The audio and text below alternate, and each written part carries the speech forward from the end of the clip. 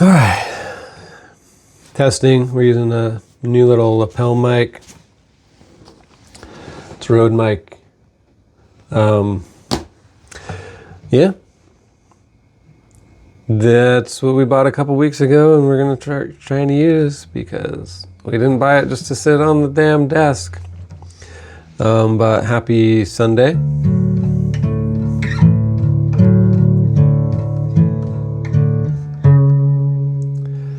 And here's some frequency vibes.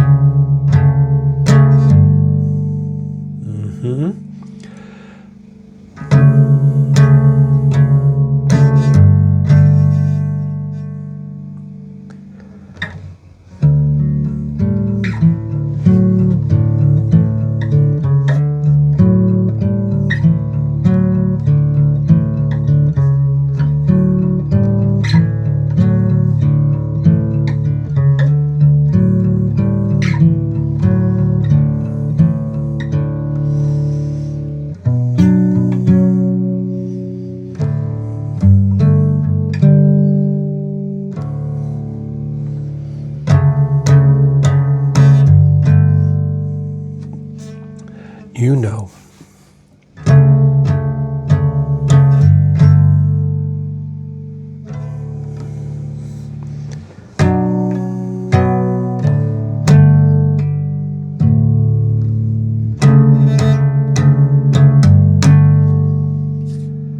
Yep.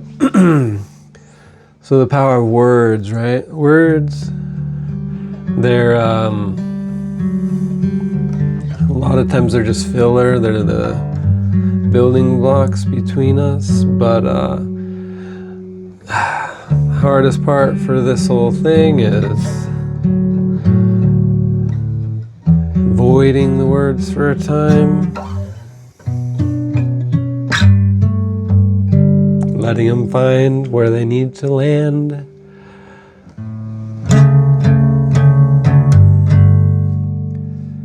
The impetus.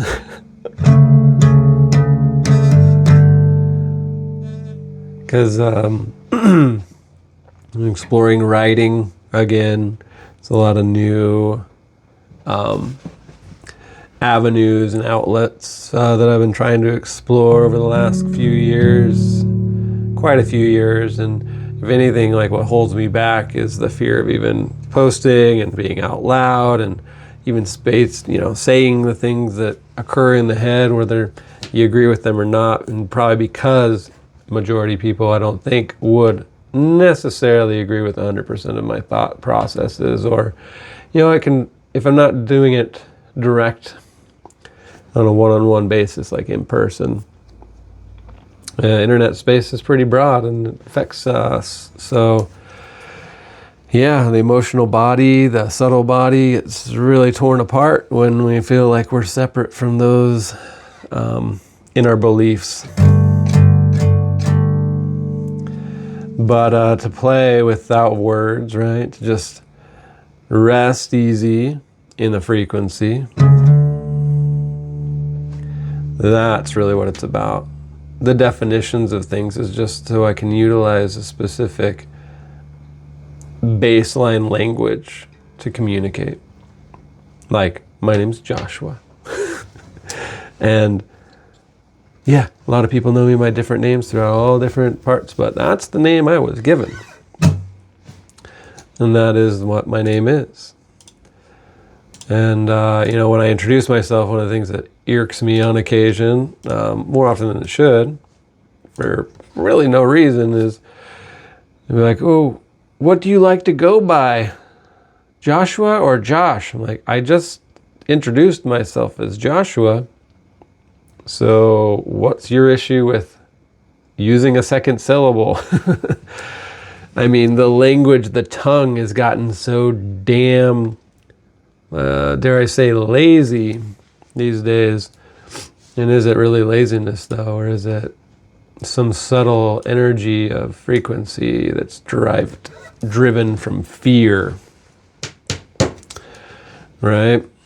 Okay, so let's proceed cautiously. What do we know about fear?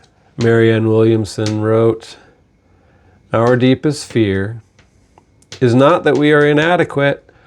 Our deepest fear is, in fact, that we are powerful beyond measure." So, within this poem, this litter of words, I know they punched me when I heard them. It is our light, not our darkness, that most frightens us. We ask ourselves, who am I to be brilliant, gorgeous, talented, and fabulous? And actually we ask, who are you not to be? You are a child of God, your playing small does not serve the world, and there's nothing enlightened about shrinking so that other people won't feel insecure around you. Man. I lean on that hard these days, and man, that's the most uncomfortable part about being in the skin that I've found I'm encompassed by. Because I don't really run by fear anymore. I'm irritated, and anger can definitely penetrate through on occasion, but I don't react the same way. It's evident, but it's not driven by fear. In fact, I don't even necessarily don't want to hurt other people. I try to curb that so it's constructive to the best of my ability. But if left unchecked, if left in darkness for too long, not substantiated by light, not authenticated in practical application to the world and the universe that I'm being delivered on a day in, day out basis, a moment by moment basis, I just remain this static electric adult that's been taught, don't be loud, don't be cautious, be careful, don't go there, okay? You're gonna really piss people off. And all the warnings, the yield signs. Oh my God. Is this what we've reverted to? I don't know. Marianne Williamson continues by writing, we are all meant to shine as children do, not as adults do. I don't know many adults that shine the way that children do. I know they light up the world with their authentic responses and reactions to things, their curiosities and so forth. It says, we were born, she writes, we were born to make manifest the glory of God that is within us. So this God, if I'm here to make manifest, how do I do that? Manifestation is through the word, through the tongue, the most powerful, allegedly the most powerful muscle in my body is my tongue, yet the fear of living out loud and bold and proud restricts me from ever even fucking going live. Excuse my language. That's slippage. I don't know why I even use those words. It's just habit. But here I am. I hesitate because I'm so afraid of what? Other people? Sorry, I'm not here to tread water. I'm not here to walk on eggshells. And if I'm wrong, what I have faith in is that I'll be corrected. And not by, because you responded to this on a Facebook comment, but because the universe is telling me something. A universal orientation occurs. She concludes this by saying it's not just in some of us, it's in everyone. And so as we let our own light shine, we unconsciously give other people permission to do the same. As we are liberated from our own fear, our presence automatically liberates others. Hey, frickin' men! So I've been working on this little riff for a long while, and I never really have been able to put words to this new alleged song, right? It's more of just a melody. I've definitely gotten a rhythm of the way a lyric could come through in a bridge and all those other things. But, it's always something about how fast or how slow, the rhythm of things. But the vibe itself kind of creates it because I played it in so many different fashions.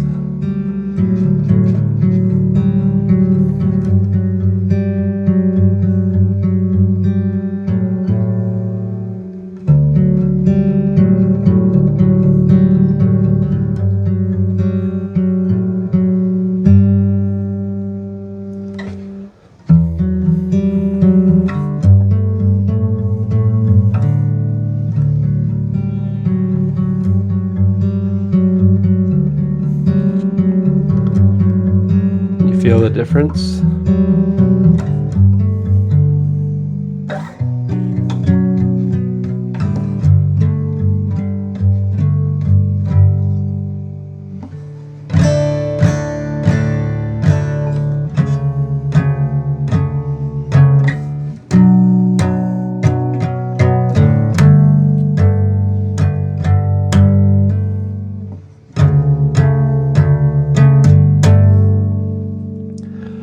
Because all the chords in the world, void of words, we able to just feel. That's where the real connection works. That's where the real energy is emitted. The frequency through sound, vibration. It's not about words. The right or wrong, the polarities of blacks and whites and rights and wrongs and ups and downs, heads and behinds. Oh my God, it's a confusing mess. It means nothing. What does mean something is the authentic version of what is occurring now. On Easter Sunday, the Easter Island, right?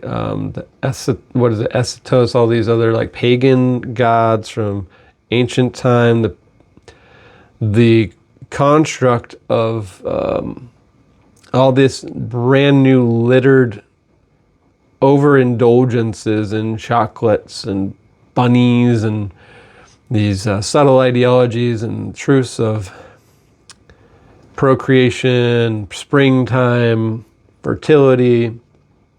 It's all well and fine, but man, why do we cross so many damn things? If we believe in something, why aren't we just devoted inside of that practice? It's just so much more fun to indulge, all the fundamentals that we make the spectacle out of all these holidays. And that's the part that really just irks me. For better, for worse. I'm just not a huge fan of these damn holidays.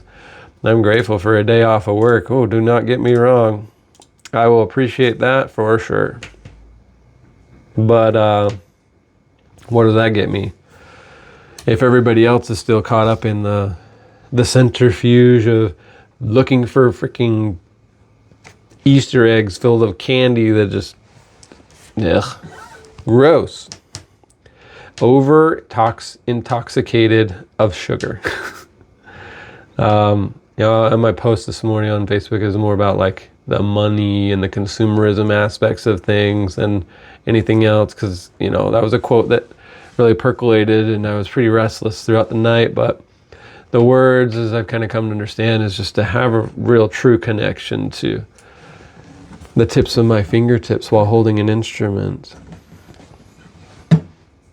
And that connection to the strings, that connection to vibration, to the energy, that's the relationship we're referring to. To be able to really pluck and play and just kind of feel that tone.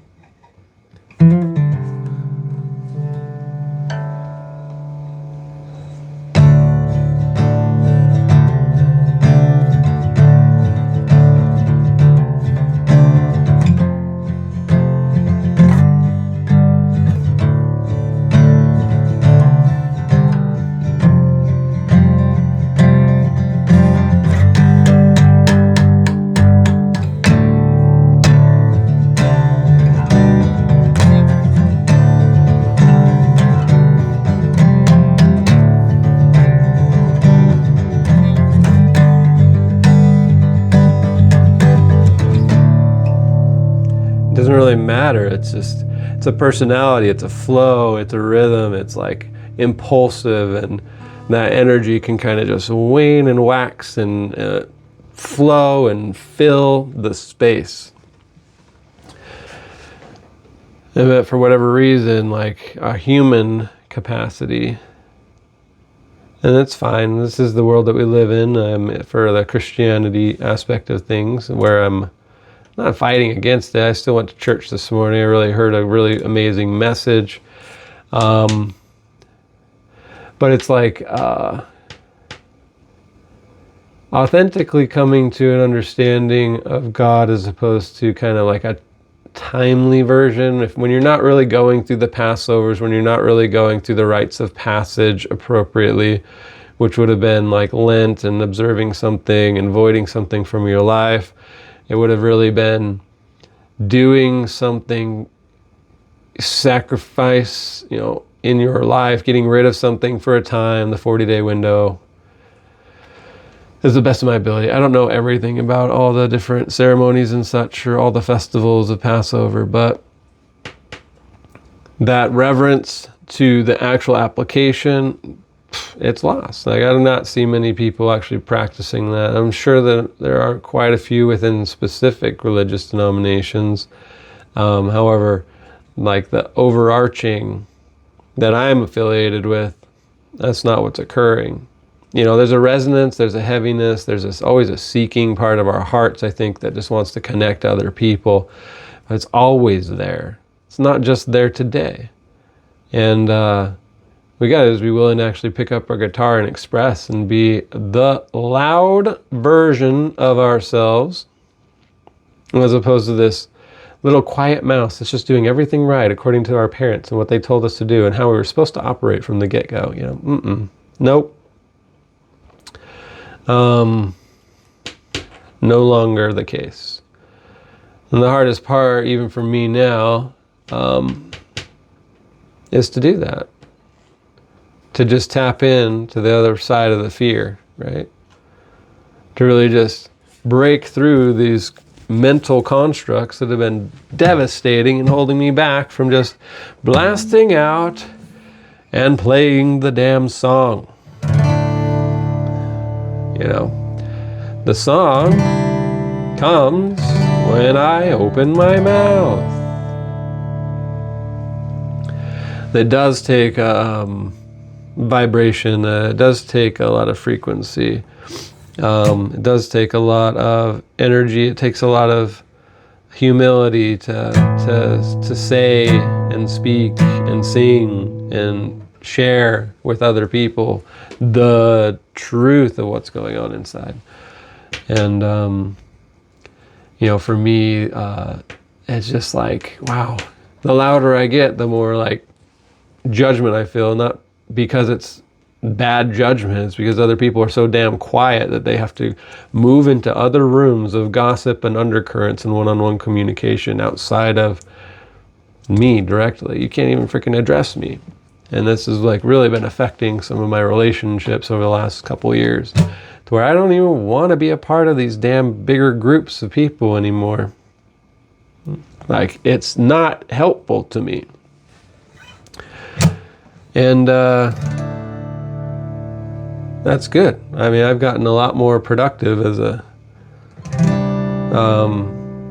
much more narrowly touching base with other human beings, like base. I only have so many people that I truly actually touch base with. And when I do, to the best of my ability, they're quite constructive and intentional conversations.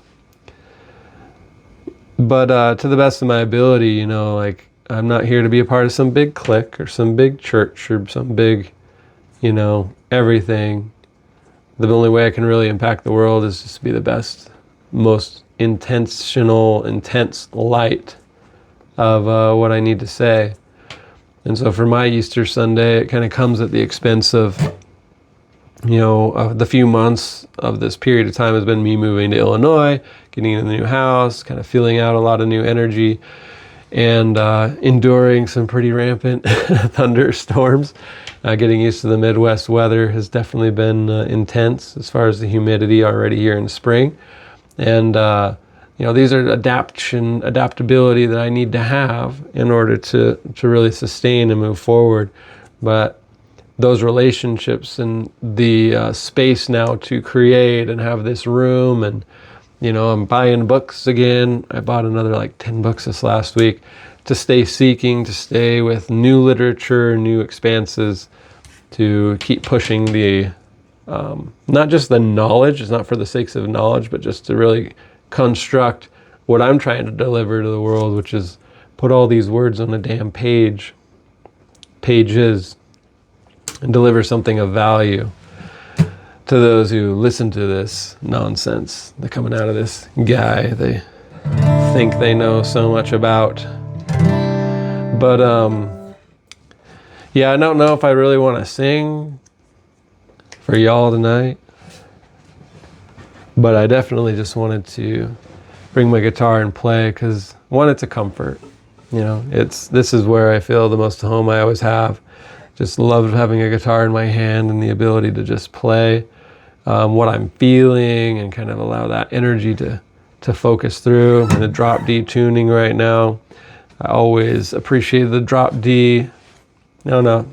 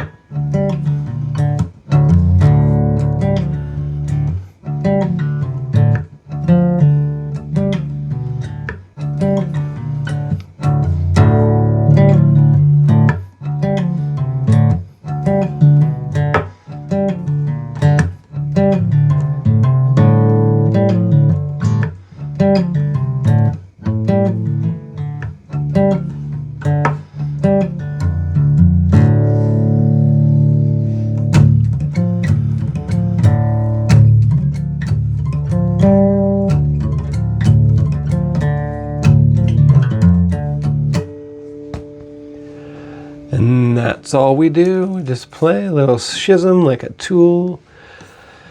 And breathe. So, the space between all the other like differences and I don't get dragged into all that nonsense. I'm not here to look for big clicks and different things. What I'm really trying to do is get back to that ability as a child does to just speak, even sometimes out of turn, off topic, explore, ask questions, be skeptical, but remain open, because between now and next year when Lent begins again, and I have another damn thing to consider, getting rid of and observing more in my life, how beneficial is it to get rid of these tendencies in my life so that I can move forward more constructively with a little bit more space and freedom in order to do that. And then for me right now, that is to get back into the book, is what I've and why I'm even talking about all this nonsense today. But here we go. Book of Knox, chapter 1. My Lord God, I have no idea where I am going. I do not see the road ahead of me. I cannot know for certain where it will end, nor do I really know myself. And the fact that I think I am following your will does not mean that I am actually doing so. But I believe that the desire to please you does in fact please you. And I hope that I have the desire in all that I am doing. I hope that I will never do anything apart from that desire. And I know that if I do this, you will lead me by the right road, though I may know nothing about it.